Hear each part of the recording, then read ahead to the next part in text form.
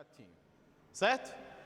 Bom, então agora a gente começa endócrino, dermato, a gente dá uma pausinha e aí deixa no cigarro e volta depois para fazer um aulão, tá? Então vamos começar pelos distúrbios glicêmicos. Isso aqui é uma aula rapidinha para depois eu começar diabetes mellitus, certo?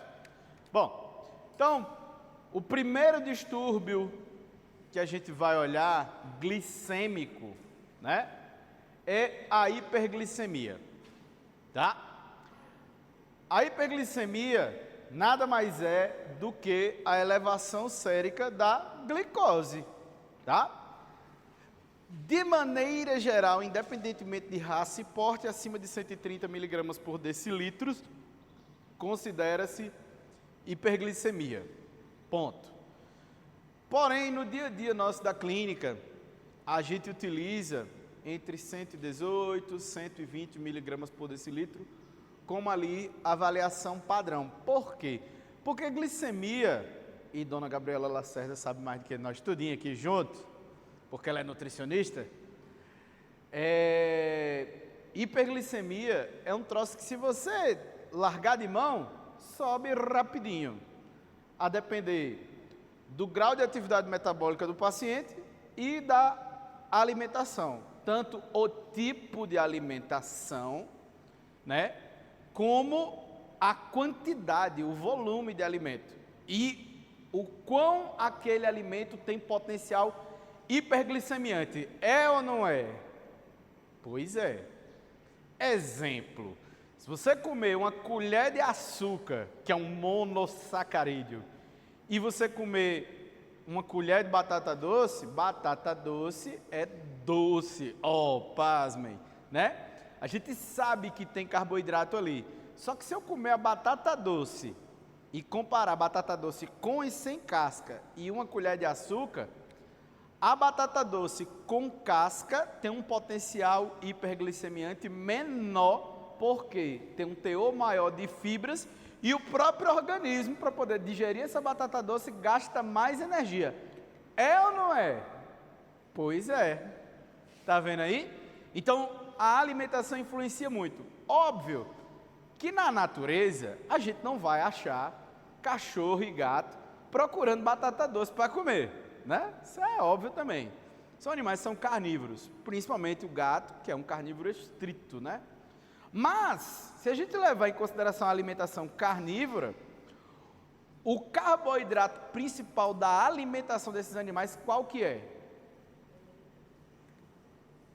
Musculinha, lembra de musculinha? Oi? Glicogênio.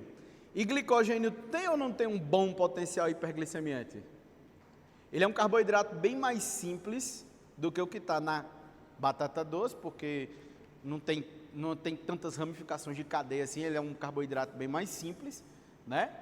A própria carne é um material, um alimento, né, de digestibilidade muito mais alta do que qualquer vegetal, né?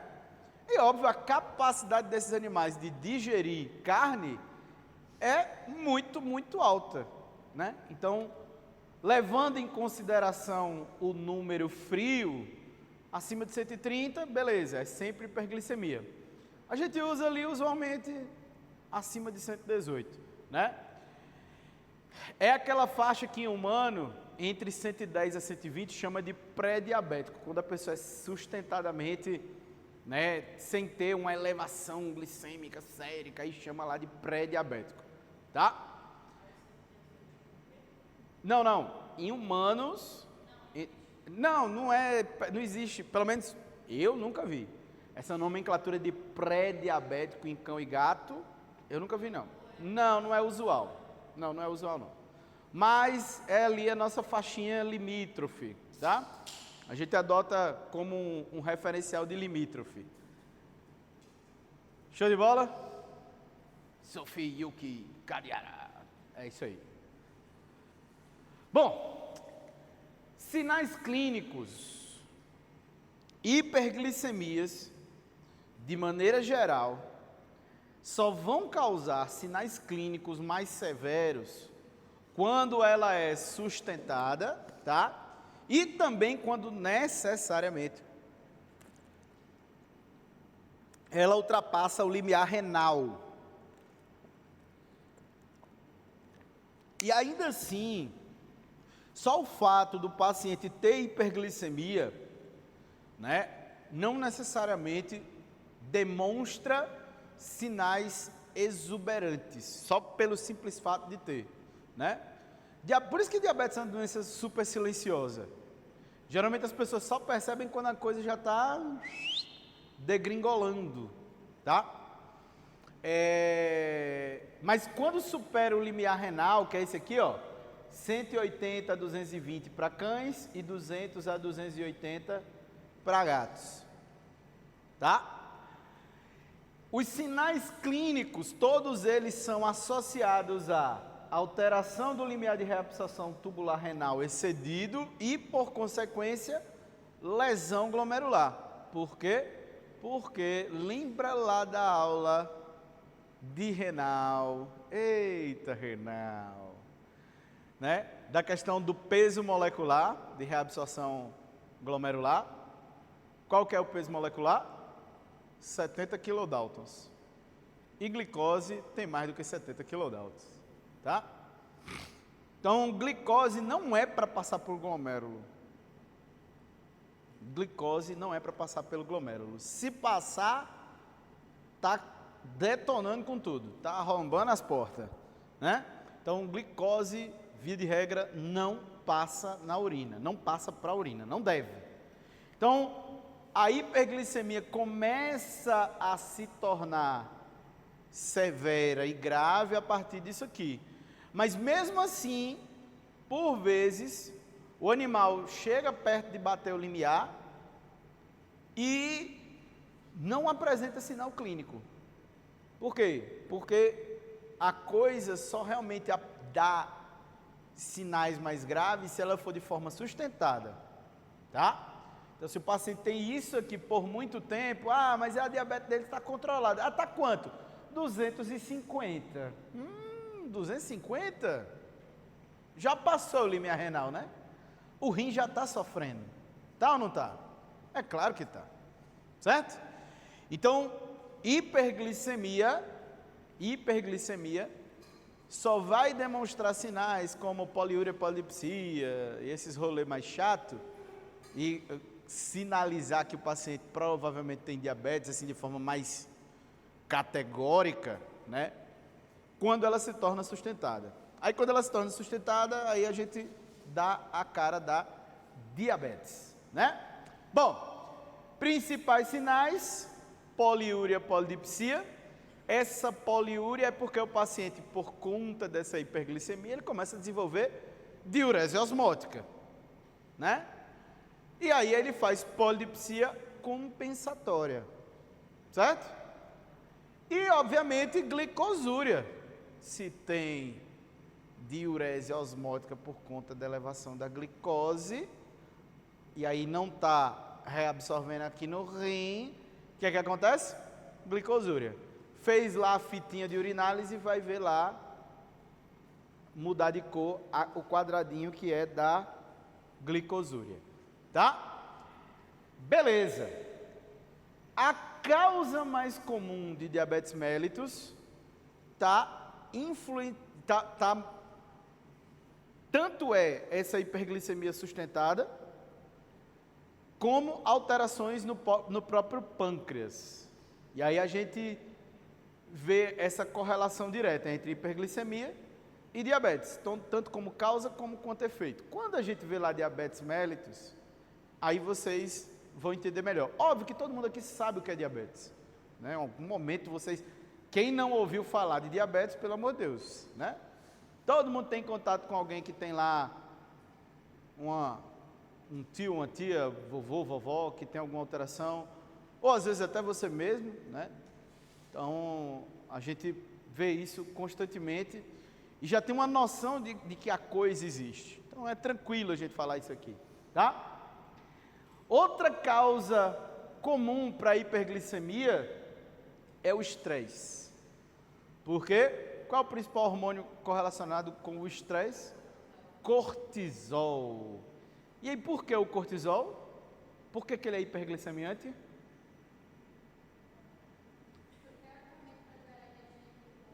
Não. Não é bem isso. Uma coisa que o cortisol causa, e por consequência sobe a glicemia. Ele aumenta a resistência insulínica. Exatamente. Então, aumentar a resistência insulínica também faz, por consequência, não haver a entrada de glicose para as células, e aí faz a manutenção dessa glicemia mais elevada, tá? Então, a causa mais comum de diabetes mellitus é a causa mais comum de hiperglicemia é o diabetes mellitus, e a outra é a elevação do cortisol. Seja por uma alteração lá na glândula adrenal, ou, por exemplo, lembra daquele corticosteroide que nego quer estar fazendo na tora, tudo quanto é bicho, sem qualquer restrição e sem problema nenhum, sem medo de ser feliz? Bom demais, né, velho? Taca cortisol. Pois é. Então, se ligue. Corticosteroide é muito bacana? É muito bacana. Ajuda para muita coisa? Ajuda para muita coisa. Eu não demonizo corticosteroide, mas eu também não endeuso. Certo? O uso racional de fármacos. Sempre. Aí toda aula eu falo. Por isso que eu passo a APS de fármaco. Ah, é por isso, olha aí. Certo? Beleza. E aí, ó, os nossos campeões, os nossos auxiliares legais e baratinhos, que são os aparelhos de verificação de glicemia. A gente tem os mais vagabundinhos, mais baratinhos, tudo mais? Tem. São mais precisos? É claro que não. Mas funciona para o nosso dia a dia? Funciona. Tem deles que são bem baratinhos, 50 pila. E a caixa com 50, 100 tirinhas é 30 reais? Tem. Mas ele é mais vagabundinho. Beleza. Ok, sem problema. Temos também os aparelhos que são... Aí eu tenho um desse aqui. Não, DacoCheck, mas não esse modelo. Que ele é intermediário. Esse aqui já é mais parrudão. Já tem uma precisão melhor. Né? Ele é mais carinho? Ele é mais carinho. Um desse aqui já é lá seus 120, 130 conto, né? Aí aquela, bem cuidado, isso aqui dura anos. Você troca as pilinhas, bateria. 2032, compre em qualquer farmácia. Barato demais. Certo? A manutenção dele é basicamente essa. A fitinha que são elas. Então tem caixinha de fitinha que é com uma caixinha com 50 fitinhas é R$100. E tem a caixinha com 3 caixinhas de fitinha, de 50 tirinhas cada, de 150, 180 reais. Custo-benefício. Aqui, a precisão. Aqui, é preço. Beleza. Ok. Aí tem os mais carinhos, olha lá. Freestyle, da Optimum. Esse aqui, é caro pra caramba. Caro, é relativo. Preço nominal, ele é maior do que esse aqui, e muito maior do que esse aqui. Só que esse modelo especificamente, ele faz 2 pelo preço de 1, porque ele tanto recebe a fitinha de glicemia, como ele faz a fitinha de corpos cetônicos. Aí quando a gente fala de cetoacidose, opa, é 2 pelo preço de 1. Obviamente, a fitinha dele é mais cara também, né? Mas é aquela... Você pode usar corpos cetônicos no laboratório e você pode também estar avaliando clinicamente o paciente ali de forma rápida, né? E no caso da cetoacidose, isso é extremamente importante. Beleza? Beleza.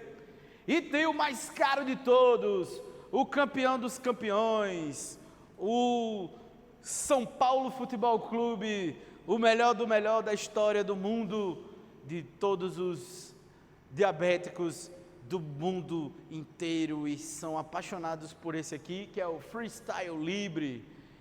Não é fazendo propaganda da marca, mas já fazendo. Esse é mais caro? É. Tanto o aparelho é mais caro, como esse receptor aqui. Esse aparelho, ele tanto tem um módulo de aproximação do Libre, como ele também tem entrada para fitinha. Só que ele não vê corpos cetônicos. Qual é a vantagem desse aqui? Oi? Praticidade do dia a dia. Por que, dona Sofia e Yuki Cadiara? Ele fica em contato direto com a circulação, com o que está disposto no interstício. Então ele está medindo a glicemia tecidual. E fora que não tem uma coisa chata pra caramba que tem que fazer toda vez que vai fazer a verificação da glicemia, que é furar. Exatamente. O chato é só aquela primeira furada de colocar. Mas é um pleque. Cara, tem vídeo no YouTube. Pais que têm crianças com diabetes, que pega a criança dormindo. E aí pega, vai lá, faz a limpezinha, a menina dormindo. Aí vem, plec, a criança nem acorda. Fizer isso com a criança acordada, é um tarugo entrando no braço. Aí dá uma doidinha. Dá, claro que dá. Mas você não vai ficar toda hora furando. Aí tem o Freestyle Libre 1, que é esse aqui, que ele dura mágicos 14 dias. E tem o Freestyle Libre 2, que ele dura, sabe quanto? Meu Deus, 15 dias.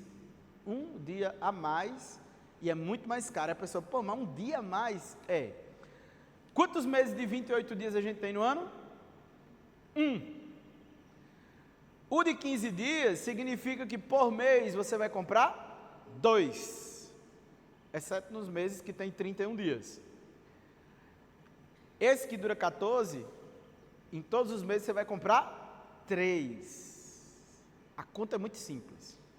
E para o paciente que tem aquela diabetes que varia muito, né, que ele é mais descontroladinho, ainda mais quando é no começo, no início do tratamento, que a gente quer fazer curva glicêmica, quer fazer avaliação pré e pós-prandial, quer fazer várias medições num dia, deixar o negócio bonitinho, esse aqui ainda tem outra vantagem.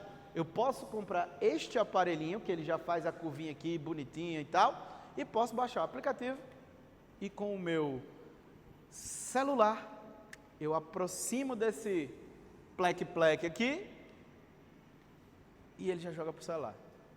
E tu ainda pode conectar diretamente com o teu médico, e ele receber essa informação em tempo real. E aí, qual que você vai usar? Utiliza, certo? Utiliza sim. É muito bom. Principalmente no começo de tratamento de diabetes, que a gente quer observar como é que é o comportamento, né, da resposta do paciente à insulinoterapia, né? Então, é muito bom, tá? É muito bom mesmo, certo? Ah, vai fazer sempre esse aqui? Aí depende do bolso do tutor, mas cara, no primeiro momento, você sugere, se a pessoa comprar um desse, beleza. Se ela comprar um desse, é excelente. Se ela comprar um desse, perfeito. Se ela comprar um desse, a gente faz o melhor que pode com aquilo que a gente tem e tá tudo certo, não tem problema, certo? Mas saiba que se exercer a necessidade de um controle mais fino, quanto melhor o aparelho for, melhor a monitoração. É o mesmo rolê do estetoscópio. Precisa todo mundo ter um Littmann? Vocês são obrigados a ter um Littmann? Não. Mas, venhamos e convenhamos, a ausculta de um Littmann é 1000 vezes melhor do que uma ausculta do mais fraquinho, né, mais ruinzinho, mas ausculta também. Mas é bem mais difícil. Diga lá, dona Sofia. Dá para usar sim. Bota o colar elisabetano. E outra, aonde a gente coloca é o que mais importa. Então tem gente que coloca aqui no pescoço, ou bota aqui por cima da escápula, certo? Então é um ponto que o cachorro não consegue pegar. Óbvio que ele pode esfregar nos cantos, mas aí você pode botar uma faixinha, uma roupinha, e aí fica mais difícil. tá? Tem que fazer uma tricotomia boa, antisepsia no local, espera o álcool secar e um pleque. É só um pleque, certo? Ele já vem com o aplicadorzinho, você aproxima e dá uma carimbada no bicho, coisinha cola, tá? Beleza? Beleza. Bom, principais diferenciais de hiperglicemias, diabetes mellitus e estresse, mas vamos lá. Hiperadrenocorticismo ou hipercortisolismo, acromegalia, fêmeas no diestro. Se é fêmea no diestro, outra coisa que pode rolar aqui também, mas é mais fácil fazer hipo do que hiper, a própria gestação, certo? A própria gestação. Porque no caso das cadelas e das gatas, né, o diestro e a gestação, hormonalmente falando, é a mesma coisa, né? Feocromocitoma, mais conhecido como tumor do Satanás. É um negócio que a gente vê uma vez na vida e outra na morte, mas quando vê, o coração bate mais forte. Até rimou, não foi de propósito. Pancreatite. Pancreatite, o paciente pode ter picos de hiperglicemia e vales de hipoglicemia. É o cão chupando manga também, rola direto. Aqui a gente vê uma vez na vida e outra na morte. Aqui a gente vê toda semana. E tem épocas do ano que a gente vê todo dia e toda hora, né? Aí vem a musiquinha de Dorival, né? Vou lembrar de você todo dia, toda hora e a todo momento. Pois é, pancreatite, tá? É o cão chupando manga também. Neoplasia pancreática exócrina, tá? Pode ter, pode causar degeneração tecidual, né? Porque apesar de ser de células do pâncreas exócrino, mas, por consequência, extensão, pode levar a uma inflamação dos tecidos ali, e aí a porção pancreática endócrina ser afetada também, o paciente começar a ter diminuição da produção de insulina, certo? Doença renal crônica, trauma crânioencefálico, glicocorticoides, pelo mesmo motivo que esse aqui, só que aqui você fez iatrogenicamente, você aplicou o glicocorticoide. Progestina, megestrol, fluidoterapia, obviamente com dextrose, soro glicosado, né? E soluções para nutrição parenteral, porque alta digestibilidade e alta biodisponibilidade. O alimento perfeito também faz elevação glicêmica bem rapidinho. Aí é aquela, eu vou fazer ali aquele suplemento, vamos lá fazer o Nutralife, Sarcopen e não sei o que e tal, e não calculo e vou lá, ó, taca-lhe pau. Aí agora eu volto em Dona Gabriela Lacerda, que é nutricionista. Gabriela, tu em algum momento foi em um hospital de humano, tem aquelas nutrições parenterais, né? Uma das marcas que mais produz essas nutrições é a Danone. Concorda? Pois é. Danone do iogurte. Pois é. O que tem naquelas nutrições lá? Fala um pouquinho pra gente aí. Tudo. Tudo, né?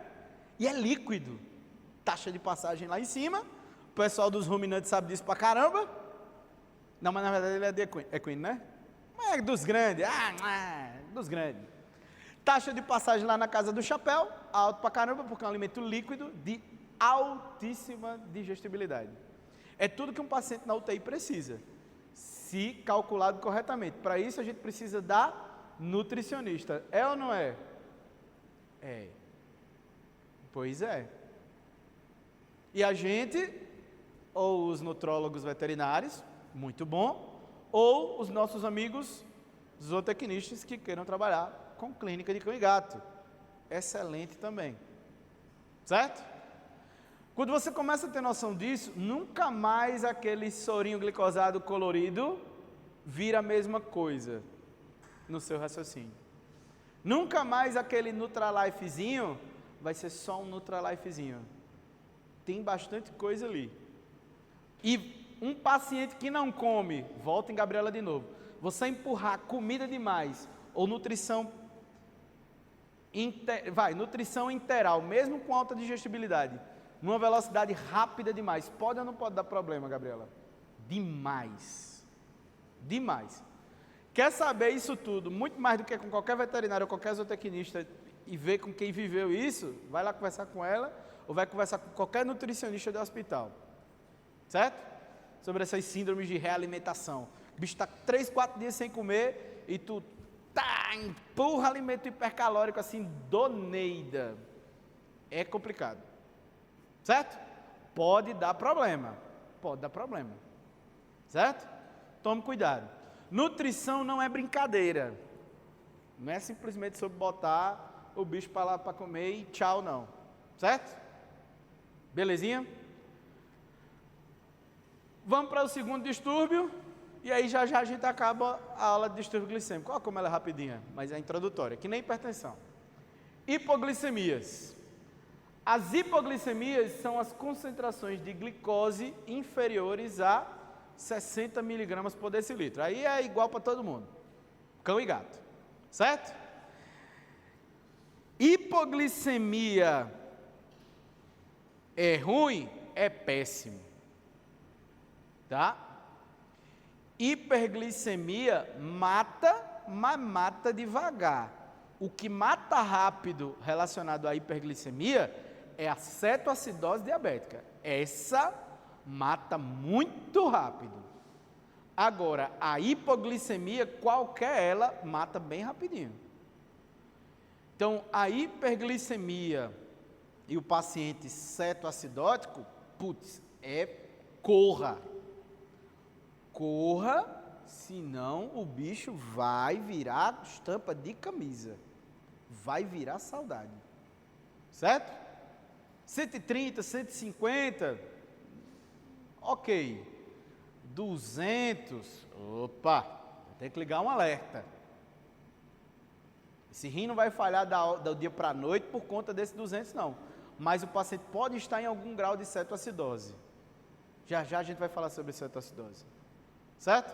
Não, vou deixar a cetoacidose para depois da diabetes. Deixa para depois da diabetes. Mas guarda essa informação aí. Hiperglicemia mata lento, mas se for cetoacidose, mata muito rápido.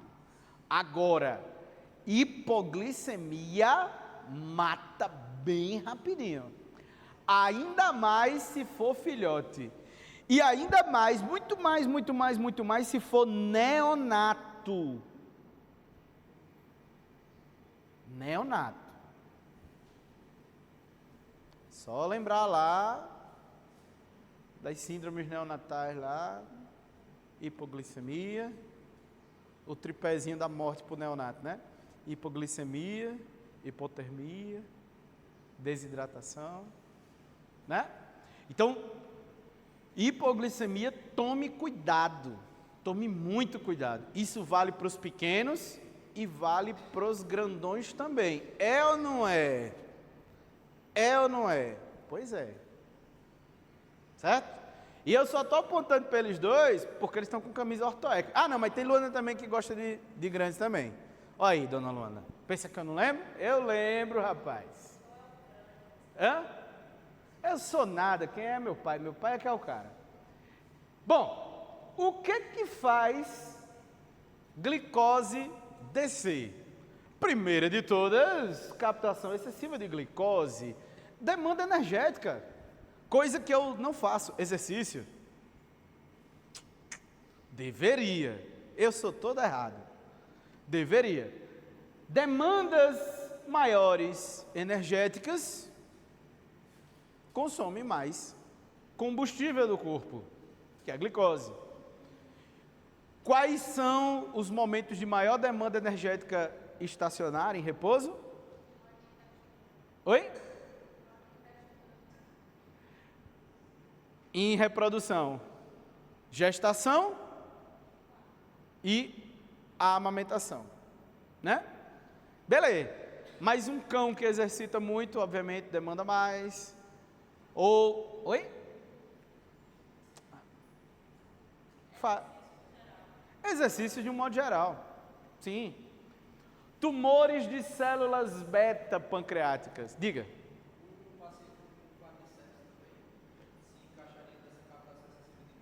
Pode ser. Mas não é tão regra assim não. Certo?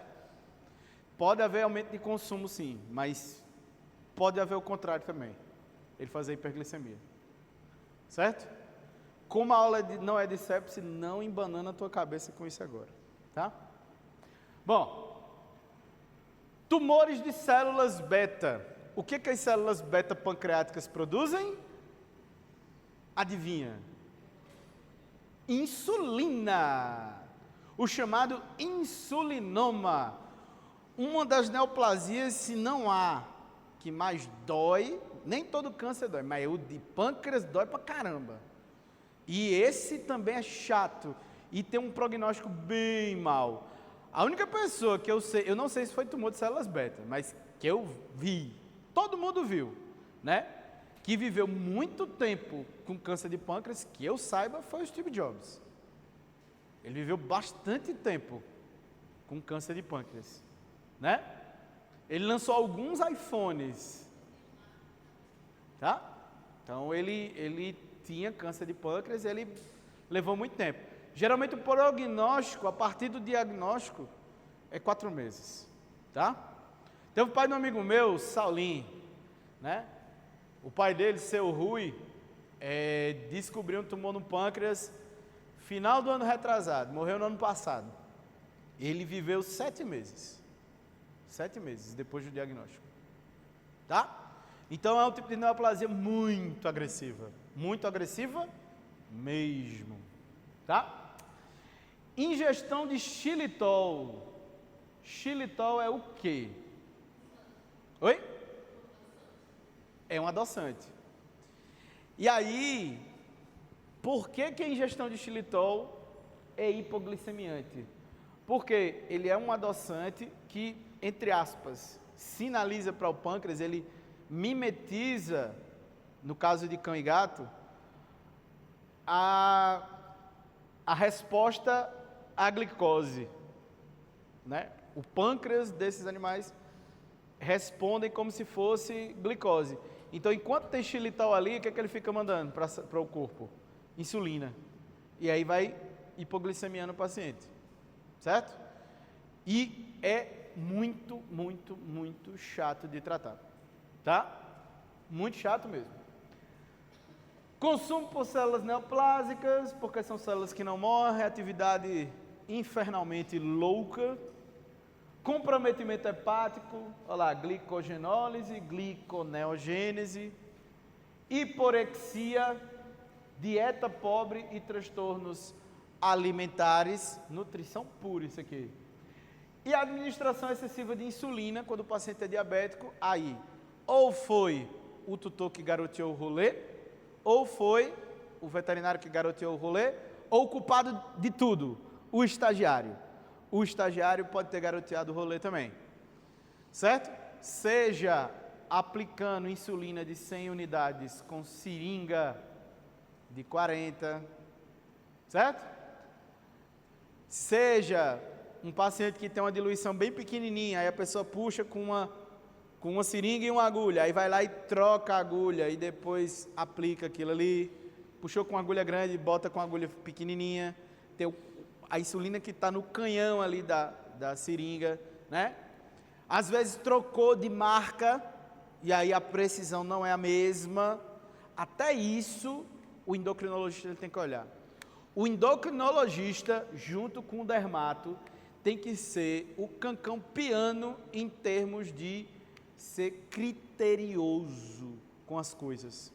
Porque a mínima alteração não é mínima, é muito. Certo? Parece frescura. Uma troca de marca de seringa e agulha. Parece frescura, mas não é.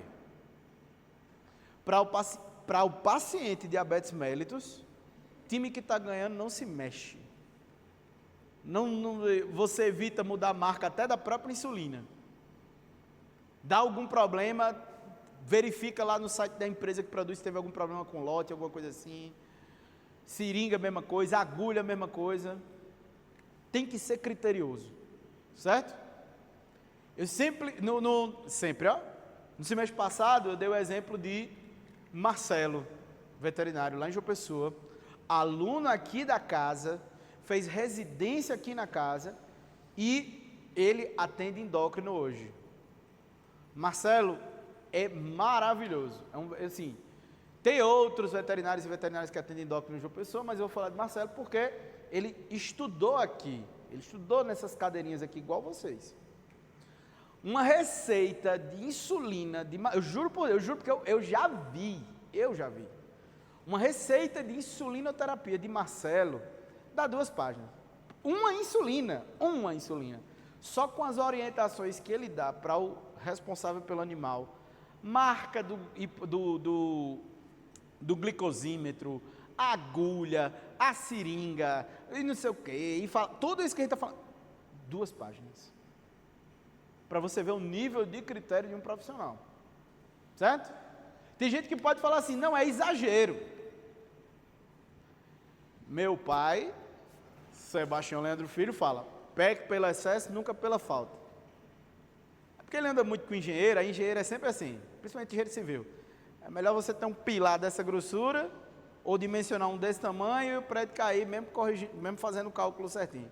Peque pelo excesso, nunca pela falta. O excesso de zelo, né? É melhor ser uma pessoa extremamente zelosa e ser por aí chamado de, esse bicho é doido, ele é cri-cri, não sei o quê. Mas ninguém vai poder lhe dizer que você é vagabundo, né? Porque você é zeloso. Ele é chato, não sei o quê, ele é muito... É zeloso. Então beleza, tá tudo certo. Beleza? Porque o nosso zelo se transfere em cuidado, o nosso zelo com os detalhes se transfere em cuidado, se remete a cuidado e também maior nível de assertividade no tratamento dos nossos animais, dos nossos pacientes. Certo? É aquele cavalo com cólica que o veterinário fica lá brigando com o povo. Cala a boca, tu está fazendo barulho, vai estressar o animal. É frescura isso? Claro que não. Cavalo, dizia Sônia Lima, ele anda em cima das unhas. Ela tem um jeito todo peculiar de falar, né, professora Sônia, lá de Patos, né? Ela fala, o cavalo ele sente na ponta do casco. Você está chegando de longe, ele sente a sua passada. Pode até ser verdade. E se não for, prefiro acreditar nela. Certo? Então, essas questões de detalhe para quem é pouco instruído na coisa, parece frescura, mas não é. Para vocês que são instruídos e são alunos atentos, que são bons aqui na coisa que estão fazendo, que estão dentro desses corredores dessa faculdade, a gente já sabe, né? Mas não custa nada lembrar, que esse zelo com os detalhes se transforma em assertividade, certo? Então é melhor ser conhecido por ser cri-cri, chato e criterioso demais, né? Do que ser conhecido como o veterinário vagabundão, banda voou, que deixa as coisas e não está nem aí para zorra nenhuma. Certo? Beleza. Sinais clínicos geralmente vão aparecer abaixo dos 45, mas a partir dos 60, algumas coisinhas já começam a ficar visíveis, o paciente já começa a ficar mais quietinho, não fica letárgico, mas quietinho ele fica. Só que dele ir de 60 para 45, a depender da causa, é assim. Então, uma coisa que eu pessoalmente defendo é que adorei o brinco, é tu mesmo, curti, combina com você, é isso aí. Então vamos lá, para ele ir de 60 para 45, por exemplo, por conta de uma administração excessiva de insulina, é 2 palitos. 2 palitos. O conceito mais necessário para a nossa vida do dia a dia é esse conceito de 2 palitos. É você saber que algo vai acontecer bem rapidinho, certo? Então o paciente ele começa a ficar mais leseirinho ali quando está em 60, mas quando está em 45 ele fica letárgico, letargicão. quase em coma, às vezes em obnubilação. Rimou de novo e não foi de propósito. Convulsões. Por que esse paciente pode ter convulsão? Por conta de hipoglicemia. O cérebro, principal... Exatamente. O cérebro, o combustível dele é isso aqui. Certo? Então isso é uma resposta violenta a uma situação de extrema necessidade. Certo? Essas convulsões aqui por hipoglicemia são bem chatinhas, porque você taca-lhe pau no benzodiazepínico, ela até cessa, mas já volta de novo e a pessoa não vai lá e verifica a glicemia. Cara, glicemia, uma coisa que eu defendo é que glicemia tem que ser um parâmetro básico, assim como fazer frequência cardíaca, frequência respiratória, avaliação de pressão arterial. Seja no paciente chegando, seja no paciente interno. Pelo menos 2, 3 vezes no dia ali. É interessante. É interessante, sim. Não vai ficar fazendo curva glicêmica, mas pelo menos 2 vezes no dia verificar a glicemia ali do paciente, comendo ou não, é interessante verificar. Por isso que lá atrás eu falo dessa galerinha aqui, para você decidir qual que você vai ter. Certo? Eu tenho um desse aqui, não esse modelo, é um outro, mas da mesma marca.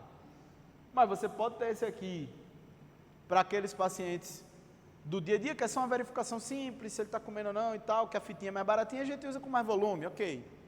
Aí para um paciente que eu preciso de um cuidado mais intrínseco, pode ser esse ou esse, porque tem fita de corpos cetônicos, né, beta-ketone. Então, corpos cetônicos. Beleza também. Gestão organizacional, ok. Tudo certo, tá?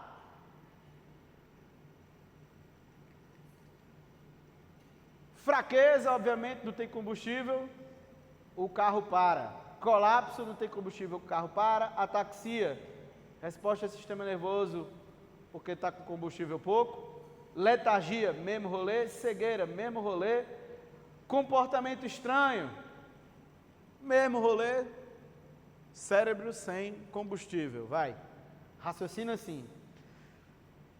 Fasciculações é um troço que pode lhe confundir em algumas coisas, principalmente relacionadas a distúrbios eletrolíticos. Certo? Qual distúrbio eletrolítico causa fasciculação? Exato. Exatamente. Então o que acontece? Fasciculações, o paciente, às vezes com hipercalcemia, pode ter fasciculações e também hipocalemia. Mais fraqueza e letargia. Sim. Hipocalemia. É aquela. E a hipercalemia também pode provocar fasciculações. É mais fácil a hipocalemia causar fraqueza e a hipercalemia fasciculações. Então, independentemente de qualquer coisa, você faz uma glicemia ali, descarta que o paciente está em hipoglicemia ou em hiperglicemia e daí pede um hemogaso para saber se não é um distúrbio eletrolítico, para descartar cálcio e potássio, pode ter esse tipo de alteração, tá? Inquietação, fome. Quer coisa que sinalize melhor a fome do que hipoglicemia? Óbvio que a fome sustentada, né?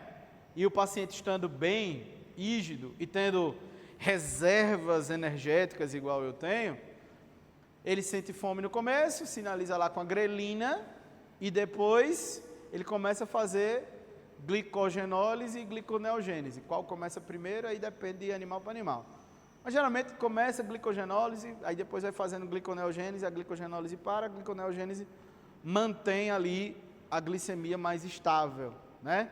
Isso em cão e gato é mais fácil de entender, e ruminante é o cão chupando manga, porque o ruminante ele trabalha a base de proteína bacteriana e corpos cetônicos, ele vive disso, né? Então é um diferentão, né? O ruminante nesse sentido, ele sim é o cão chupando manga, né? Se fosse para escolher um órgão e dizer assim, esse aqui é pauleiro, é o tal do rumen, né? O sistema gastrointestinal de ruminantes é a prova de que, para quem acredita pelo menos, o Criador é pauleira demais, porque botou uma usina de energia altamente pauleira dentro de um animal. Esse é o rumen. O rumen é aquela palavrinha com 4 letrinhas que começa com a letra F. Aí eu não vou falar, quem falou foi você. Certo? E coma. Abaixo de 45 pode ser letárgico ou pode entrar em coma. E para recuperar, a depender da causa, a distância entre o coma desse paciente hipoglicêmico e a morte é um fio, certo?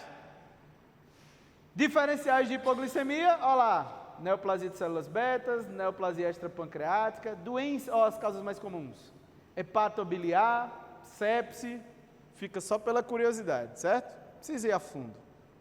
Mas quiser estudar a sepse, aí vai lá ler os guidelines humanos. Sepsis 1, sepsis 2, sepsis 3, o mais atual, obviamente, é o sepsis 3, né? E aí não tem bem um guideline, um consenso sobre sepsis veterinário bonitão, mas tem orientações sobre, certo? Então, ele é extrapolado do sepsis, que é o de humano, tá? Babesiose, peritonite séptica, síndrome neonatal, hipoglicemia juvenil, neoplasia pancreática exócrina, pancreatite, eita, é o cão chupando manga. Porque tanto pode estar na hiper como na hipo. Olha que desgraça a pancreatite. Gente, pancreatite a gente vê toda semana, e tem época do ano que a gente vê todo dia. Principalmente São João, final de ano, Natal e Ano Novo e festas de aniversários de família. Oi? O que é? Não, veterinária.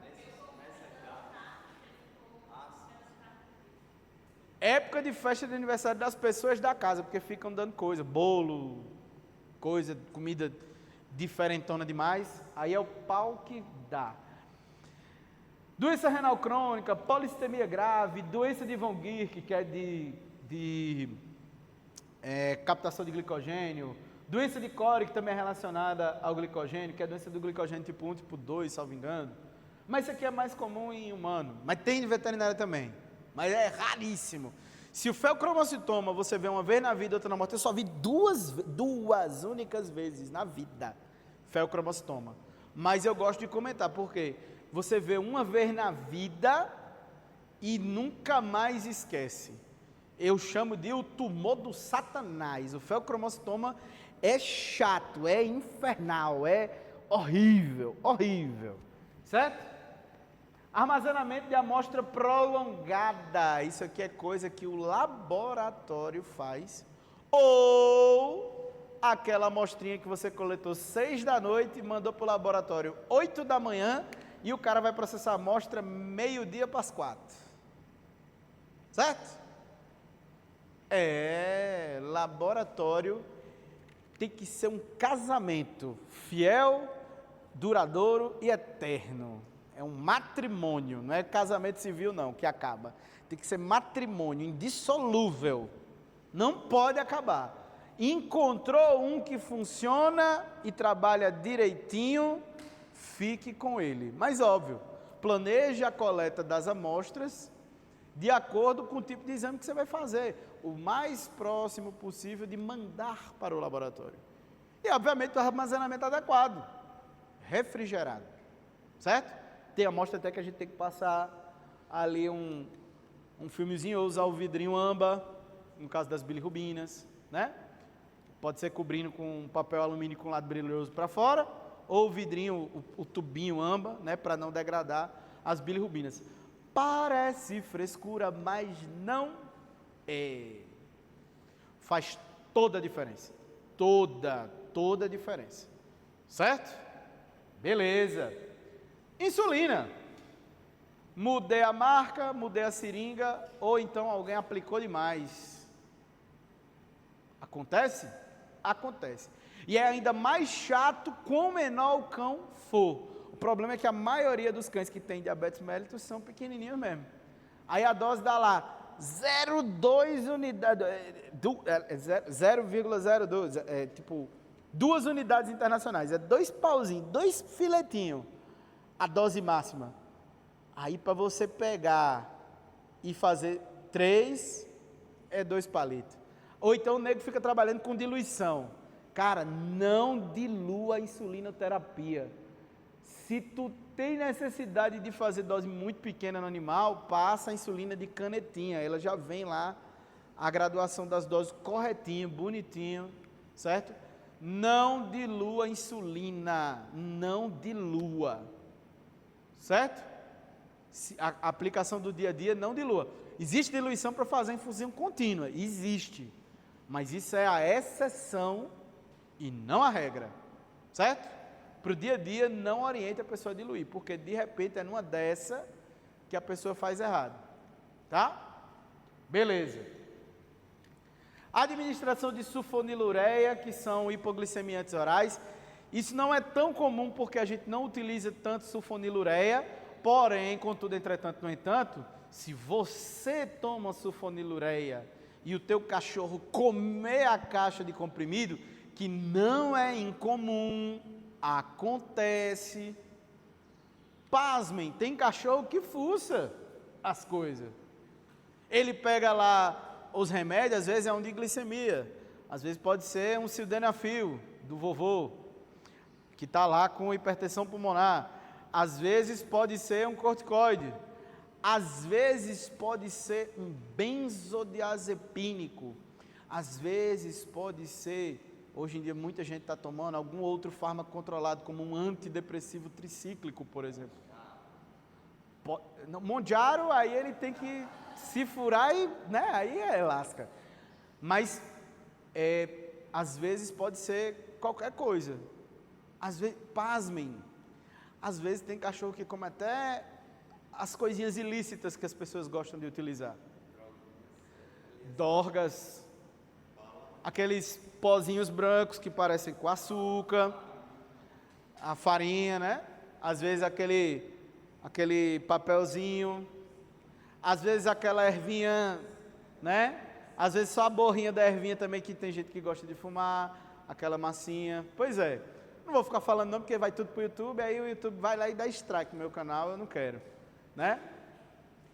Então, é aquela, para bom entendedor, minha palavra basta.